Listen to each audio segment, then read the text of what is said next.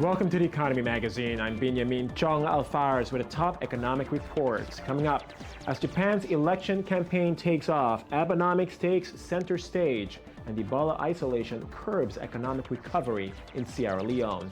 First, the headlines. The Russian Economy Ministry on Tuesday cut its economic forecast for 2015 owing to the pressure of Western sanctions and falling oil prices. The ministry slashed its forecast to 0.8%, referring to worsening economic indicators and the assumption sanctions will remain through 2015. The economy may completely flatline in the fourth quarter of 2014, which could push Russia into recession by the end of the first quarter next year. Inflation has accelerated over the ruble's falling value and is set to be at 9% by the end of 2014. U.S. Secretary of State John Kerry met with NATO allies and EU officials on Tuesday, suggesting new sanctions on Russia if pro-Moscow separatists in Ukraine do not halt violence. But over time, sanctions have an ability to work. And if you look at what is happening in Russia today, I think there was an announcement today in the newspapers that Russia has declared formally it will be in recession next year.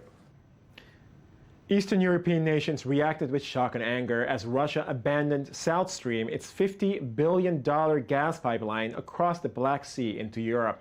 Several countries in southeastern Europe saw the project as a way to improve their energy security with substantial financial and political capital invested.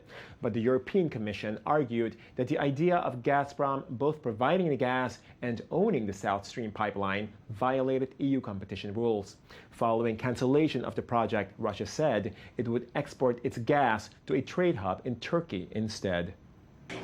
Security and solidarity are the main components of EU energy union, and in this respect, any diversification of supplies as well as more assertive EU energy diplomacy will present a clear priority.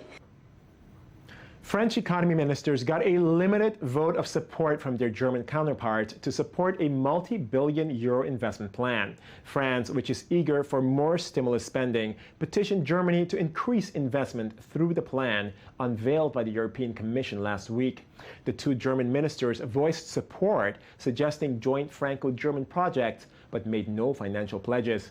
German Finance Minister Wolfgang Schäuble stressed that the eagerly awaited scheme was not due to be funded by contributions from member states. Our common desire is to be able to work on the development of Franco-German projects, which allow us, beyond the projects which we have been able to push through before, to work on energy transition, on new industrial plans, to move forward on the Juncker plan. Corruption is feared to be worsening in China, Turkey, and other fast-growing economies, an anti-graft watchdog warned on Wednesday. Transparency International released its annual Corruption Perceptions Index with low rankings for the major emerging economies known collectively as the BRICS. The organization highlighted the role multinational banks and financial centers play in allowing dodgy elites of some developing countries to launder their money. In January, leaked documents revealed 22,000 offshore clients from China and Hong Kong, including many of the country's leaders. It said the EU and US should, like Denmark, create public registers for all companies legally based in their countries, listing all beneficial ownership information. Major economies are responsible for the export of bribery. But what we've watched as a trend since the financial crisis is the way to which no amount of money laundering through the financial centers has really stopped. Japanese Prime Minister Shinzo Abe said foreigners' confidence in Abenomics remains solid despite Moody's cutting the country's debt rating. But as official campaigning ahead of a December 14 election kicked off in Japan on Tuesday, Japan's voters will ultimately decide whether to support Abenomics or not. Daniel Roth brings us the story. On Monday, Moody's lowered the rating on Japan's sovereign debt from A1 to AA3. The rating agency says it's more and more concerned about the ability of the third biggest economy in the world to reduce its public debt. The economic crisis of 2008 and the Fukushima disaster in 2011 have both struck major blows.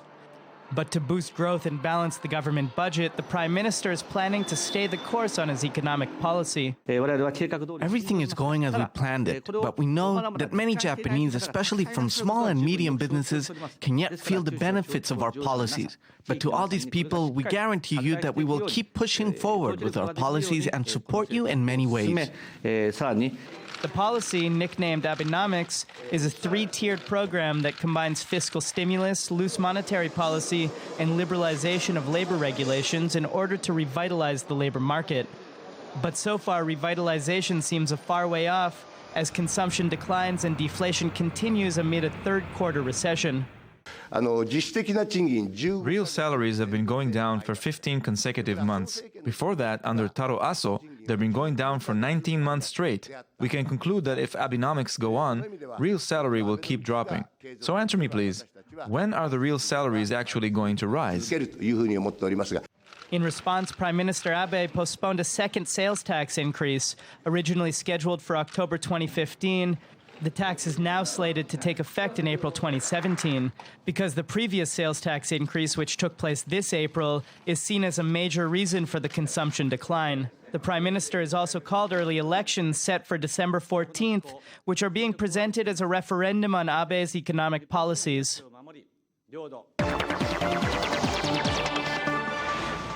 As the gears of the global economy continue to slow and inequality rears its ugly head, protests worldwide seek to raise the minimum wage. In Israel, the main labor union agreed with private sector employees on Wednesday to raise the minimum wage by 16%. But how effective is it to raise the minimum wage? Baker Tilly Israel tax expert and CPA Guy Reshtig is here today for a discussion on the subject. Mr. Reshtig, thanks for joining us. Hi, good evening.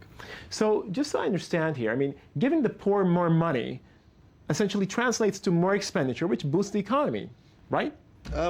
Probably, but the question is, what would you like to achieve? Because research shows that it's not actually going to fight the poverty because we are living in a very capitalistic environment. So the question is, who is going to fund this move? Because, on one side, you have the owners of the plants who will need to take money outside of their pocket. It's a possibility. The other possibility is that maybe you and I will pay more because there will be an increase of the prices. So the question is how it's going to affect. Who's actually going to fund this increase in the minimum wage? Exactly. But at the same time, can't you argue that, when people have more money, they will spend more. And when people buy more, then maybe that will be funding, so to speak, the increase in minimum wage, no? Well, it can be. But again, research shows... No, it's not.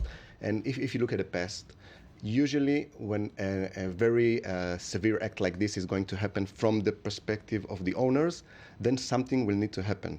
It can be an increase in the prices. It can be maybe firing of those employees or part of them because they cannot handle this increase. We are talking about 16% almost. Right, so, but prices have been rising. This is one of the reasons why people are calling for raising the minimum wage. People can't make ends meet, right? Exactly. So how do you deal? Is there a better way to fight poverty? Well, I can think of one way that we are not we don't invent it. If you look at, for example, the VAT, which in Israel now it's 18%, 18%. If you look at the OECD countries, for example, you can see higher rate of VAT, for example, 20, 21, even 25 in Sweden and Scandinavia. But this percentage is only on luxury or other ingredients. So it's interesting what is considered luxury, because in Israel at one point oil was considered luxury, and there's tremendous taxes on oil in Israel still today. Well, don't think what can be a luxury. Think what can be not luxury. Okay. For example, if you look at baby care, if you look at newspapers, if you look at medicine, if you look at commodities such as common staples that everybody needs. Yeah, well, food, for example. Why not lower the VAT on bread to 6% or even to 0%, and then this will affect the prices, for for example. Yeah. Okay, interesting. So why can't you have sort of a double whammy, so to speak? On the one hand, a raise in minimum wage, maybe not 60%, maybe less, and on the other hand, differential VAT rates. Well, as always, it's a question of politics, and you see how it affects. For example, let's see the zero rate VAT on apartments that the Prime Minister Lapid, well, former Prime Minister Lapid, supposes to make it as a law. You can see how it affects what is the negotiations between the politicians. So it's difficult here to pass those laws. I see, yeah. It's a question of money. Comes down to money and politics. Thank you very much, Guy Rechlik from Baker Tilly. Thank you very much for joining us. The Ebola epidemic is slowly pushed back from the southeast of Sierra Leone, where the crisis first emerged. But the government-imposed isolation in these communities impedes their recovery. Here's more. Life was just getting back to normal in Kenema, but another Ebola death has dashed hopes that this district had beaten the deadly virus. After almost a month with no reported cases, traders were tentatively starting to look forward to getting back to business as usual. But the latest Ebola case, along with government restrictions, mean workers in the coffee, cocoa and diamond industries are fearful their trades might be killed off altogether. Lack of diamonds, because the center of Kenema Kenema district, of course, has been quarantined. And each and every outskirt of Kenema has been quarantined not to come to Kenema. There are checkpoints. And even group and gathering for diamond mining has been restricted so much. They don't want groups of people. Cocoa producers are struggling to transport their harvest to Kenema. From here, exporters can take up to 2 days to travel the 350 kilometres to Freetown, from where it can be shipped across the globe. Because of this Ebola, people to travel. Because when you reach the checkpoint after 5 o'clock, you're not allowed to pass. And when you stay at the checkpoint for the next day until 9 o'clock. Starline Radio has been working flat out to keep its listeners abreast of the latest developments. Even with the outbreak on the wane, its effects on food prices and travel restrictions hasn't lessened. We have different prices. We don't have price control for now. We don't have any stagnant price. Today it's €5, tomorrow is €15. Things change, winkle of an eye, because of no price control, no checks and balances. Like when the government pronounced the 3 days lockdown from the 17th to the 21st, the whole country. From the 16th, things you used to buy 2,000 leons, €2, it goes up to €10. Although the presence of the Ebola virus itself may be lessening here in Kenema, its impact on possible food shortages and soaring prices is all too apparent. And we're joined now by I-24 News reporter Daniel Roth for a look at both offbeat and remarkable stories from the World Press and Media Watch. Daniel, thanks for joining us. How's it going? Good. So you're taking us back to Ferguson? Yes. So I don't know if you remember, it's a long time ago already. Last week we were talking about this company, Digital Ally, and their stock was going up right after news about Ferguson broke in the summer. Cameras, right? Yeah, cameras. Cameras that people thought, this is a good idea. Let's put cameras on cops. Cops keep shooting people, unarmed people, mysterious circumstances. Let's have cameras on them. And so this has been a debate, at least for the last few months, but it's really been a debate for many years. Now, President Obama has just announced an executive order. $263 million is being put into two things. One is $75 million for cameras on about 50,000 police officers. And the rest, or much of it, is going to go towards training. One of the effects of the post-9/11 budgets is that this ton of military equipment is going to police, and they don't have any idea how to actually use it. So now finally they're going to get some training on how to use these tanks that these small-town police forces have. This is great news for the defense industry. It's great news for the defense industry. It means that essentially it's two things. One, it's kind of going with the stream. We're arming police with military gear. So instead of saying, let's not arm police with military gear, what the president is essentially saying is, we're going to keep arming police with military gear, but we're going to train them to use it better, and we're going to try to keep an eye on them a little more. Right. Now, one of the big arguments, one of the big questions is this surveillance? Is this sort of a breach of privacy of police, or is it transparency? It seems like right now the argument is leaning towards transparency. Of course, you know, when the public arms people in the name of public safety. I was going to say, privacy for police? Right. I didn't really get that. When you're on the job, when you've got a gun that's paid for by the public. There's no such thing as privacy. Right. I mean, you should at least be held accountable. There should be, you know, transparency in terms of what you're doing. Certainly, if you're walking around with a gun. Absolutely, and it's clear in the United States, at minimum, it's very, very needed. It's and so, you know, here's a budget for that. Okay. Well, thanks, Daniel Roth, for giving us more on that budget. All right, well, that concludes our Economy Magazine, your daily source for economic and financial reports at I-24 News. I'm Benjamin Chong. Join us again tomorrow for more on the economy.